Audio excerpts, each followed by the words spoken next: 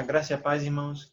Nós vamos mais uma vez continuar a nossa série a respeito dos atributos de Deus. E a partir desse momento, nós vamos começar a estudar os atributos comunicáveis de Deus. Se no primeiro momento nós trabalhamos os atributos incomunicáveis, que tratam ou que dão ênfase a respeito do ser absoluto de Deus, agora nós vamos falar ou tocar mais nos atributos que dizem respeito ao seu ser pessoal, ou seja, a pessoalidade de Deus. São aqueles atributos que em alguma medida nós temos, nós possuímos, obviamente em uma medida extremamente ou totalmente diferente da que nós encontramos em Deus. E para começar esses atributos, nós vamos falar a respeito da espiritualidade de Deus.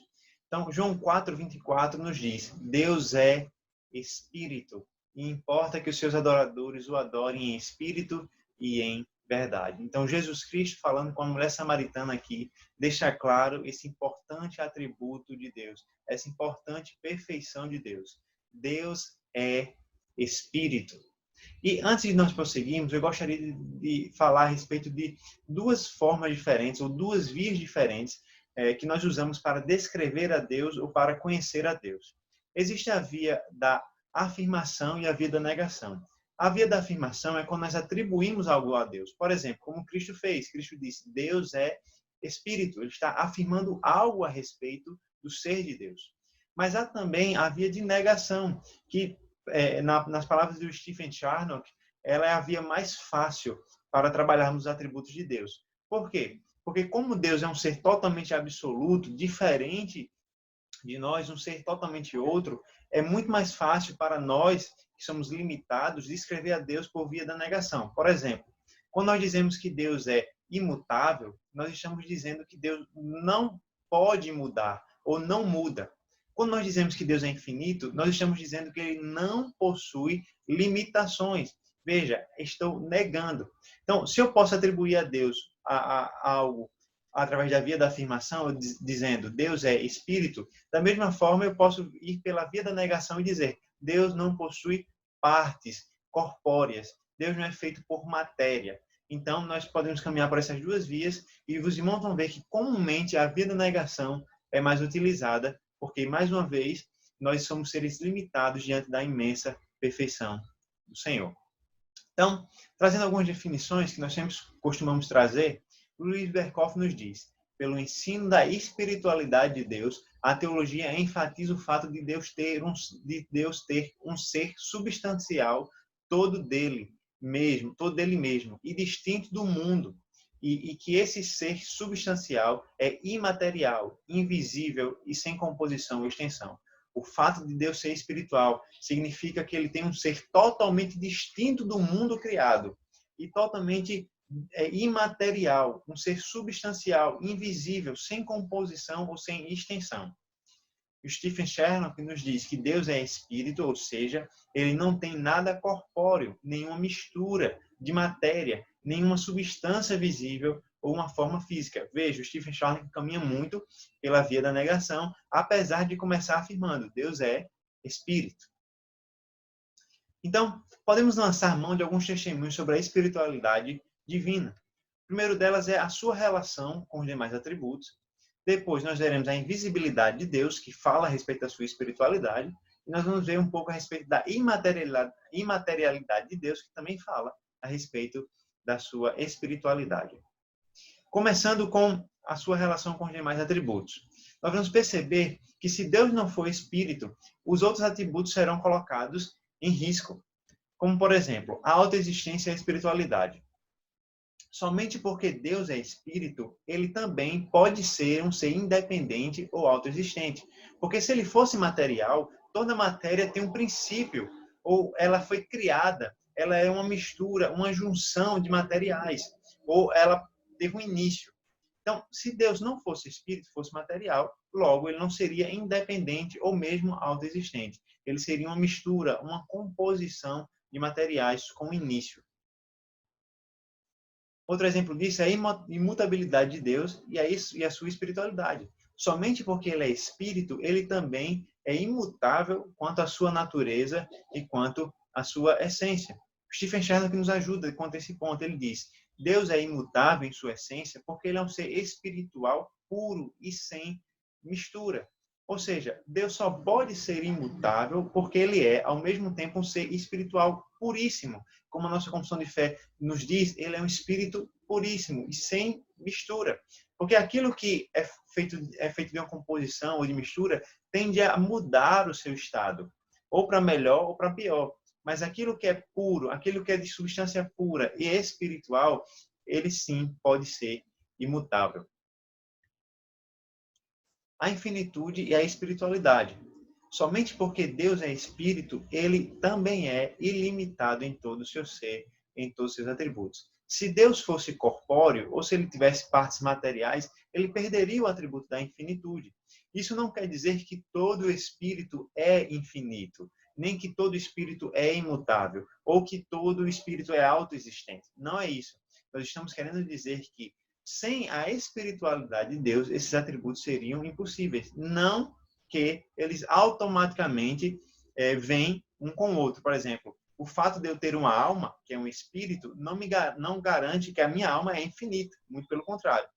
Então, o fato de Deus ser infinito só pode ser possível, ou somente é possível, através da espiritualidade de Deus. Deus é ilimitado, todos os seus atributos, todas as suas perfeições são ilimitadas. Sem a espiritualidade, isso não seria possível. Eu estaria limitando a Deus num corpo material.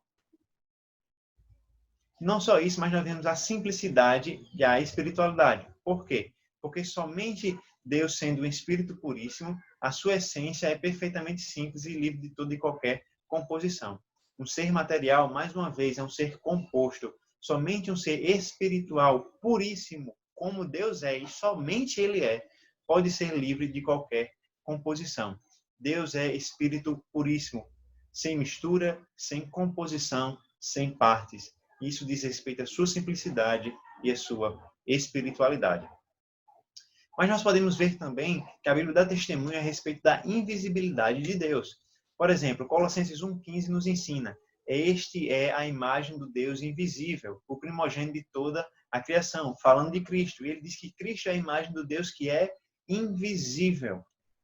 Não só isso, 1 Timóteo 1,17 nos diz: assim é o Rei eterno, imortal, invisível, Deus único, honra e glória pelos séculos dos séculos. Paulo, ao lado de outros atributos, como a eternidade, a imortalidade de Deus, ele coloca a invisibilidade de Deus, que diz respeito à sua espiritualidade. Deus é invisível. João 1,18 nos diz: ninguém jamais viu a Deus. Por quê? Porque ele é invisível. O Deus unigênito, Jesus Cristo, que está no seio do Pai, é quem o revelou. 1 Timóteo, mais uma vez, agora no capítulo 6, versículo 16, nos diz: o único que possui imortalidade, que habita em luz inacessível, a quem homem algum jamais viu, nem é capaz de ver, porque ele é invisível. A ele, honra e poder eterno.